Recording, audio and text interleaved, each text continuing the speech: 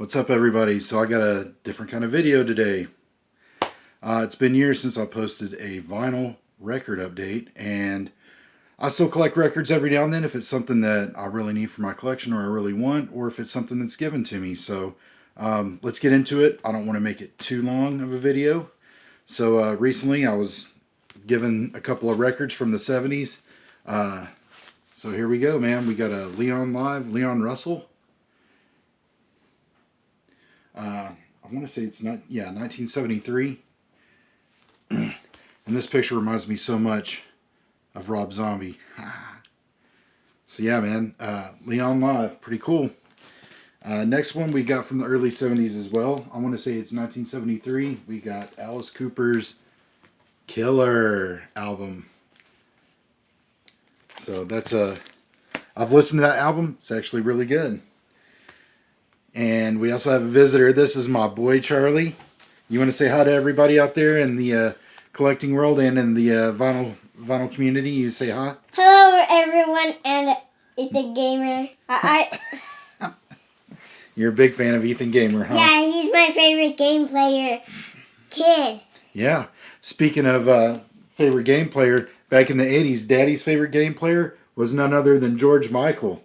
So this is a record from the 80s. You like Wham, don't you? Yeah, they're a good band. They're a good band.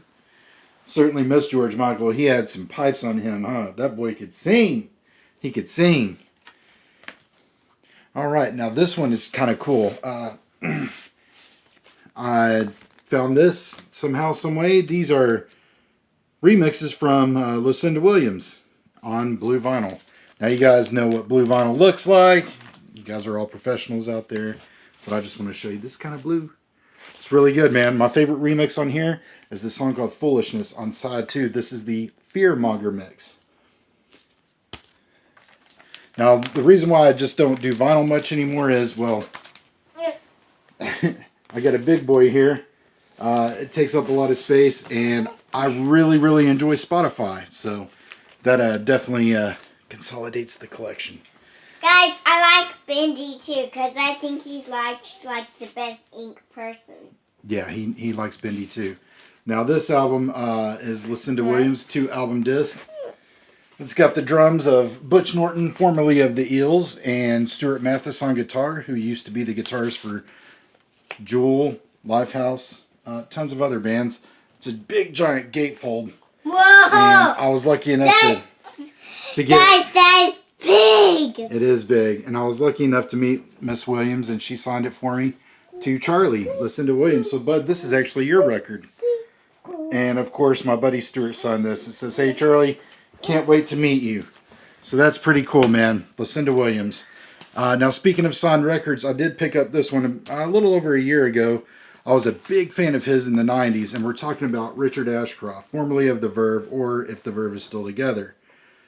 Fantastic album. Richard Ashcroft has one of these memorable voices. He's just amazing. We like Richard Ashcroft, don't we? Yeah. Yep, we sure do. Now, speaking of 90s, we're going to get to the 90s stuff here. Whoa. One of Daddy's favorite groups, House of Pain. Ah! Boom, Shalak, Lock, Boom. Yeah, and it's also got a nice little remix on here from none other than Butch Vig, who is the drummer for Garbage and the producer of many albums such as Nevermind by Nirvana, Gish by Smashing Pumpkins, Experimental Jet Set Trash, and No Star by Sonic Youth. So Butch Vig, he's kind of a legend. Also produced some Foo Fighters stuff. Speaking of 90s, here we go. Beastie Boys, Hello Nasty. Charlie's really enjoying the song Intergalactic Planetary. He really likes that song, so I was able to pick up this vinyl. It's becoming easier and easier these days to find some of these 90s hits, man, that you really liked, or 90s bands. Next one up, A Boy Named Goo by the Goo Goo Dolls. Very first song I learned on guitar was Name. Yeah. So, Long Way Down, Burning Up, Naked, Flat Top. Man, every song on this album is good. So, do yourselves a favor. Check this album out if you haven't. Good stuff. Next one, speaking of 90s, the Foo Fighters. I remember when this album came out, the day it came out, I was at a Circuit City. if you do know who Ryan is, then get Ryan's toys, like statue toys. And if you don't know him, then you have to still get them.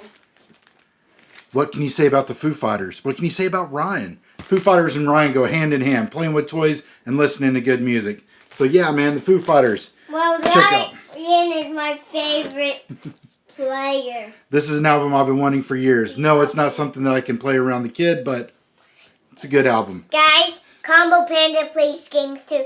Ryan too. Because YouTubers is Ryan, but playing video games. Yeah. So yeah, man, I haven't even opened this up. I just got it yesterday. I wish I could get the statue Combo Panda toy, which is red.